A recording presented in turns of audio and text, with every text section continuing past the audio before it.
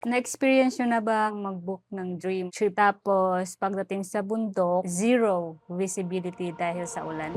So, ganito ang nangyayari sa amin sa Sapa. Pero, bago tayo umabot sa malungkot na part, let me show you yung Hogwarts style VIP train experience namin. Ang pinakasulit na Freshen-Up at kung paano namin kinain yung snacks ng ibang tao sa tren pauwi. So here is our Sapa adventure breakdown.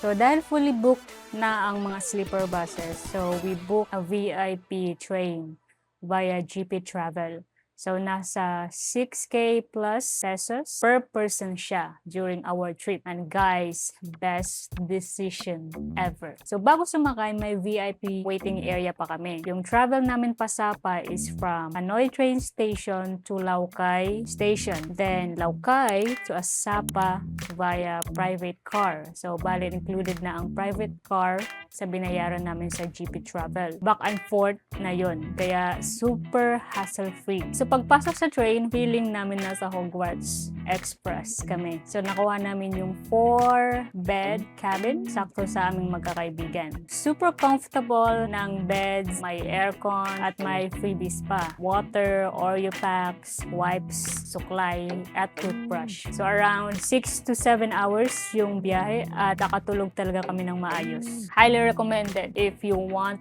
to travel in comfort. So pagdating namin sa Lao Cai station around 5:30 AM, nag-chat sa akin yung driver via WhatsApp. At first, akala ko marunong siyang mag-English kasi English kami mag-usap sa chat. Kaya nung nakita na namin siya sa personal, nagkaintindihan kami by passing the phone back and forth gamit ang translator app. At mabait din pala ang driver namin. So bago kami pumuntang Sapa, nag-breakfast muna kami at nag-rent kami ng room for only 200,000 dong para lang makapag-wash up and magpalit ng damit. So ang luwag din ng van at very VIP style talaga dahil automatic pa yung door at in-assist kami ng driver kaso traffic pagdating sa Sapa dahil holiday at umuulan pa. So pagdating sa Sapa station, dito na kami nalito. Iba pala yung ticket for the Monghua train at iba yung ticket for the Fansipan cable car. Meaning, kailangan nyo ulit pumila. So, buti na lang nung time namin noon, wala pa masyadong tao. Siguro dahil din maulan, kaya nakakuha kami ng ticket. Heto na ang plot twist. Pagsakay namin ng cable car, wala kaming makita. So, zero visibility dahil sa ulan. Aware naman kami sa weather forecast,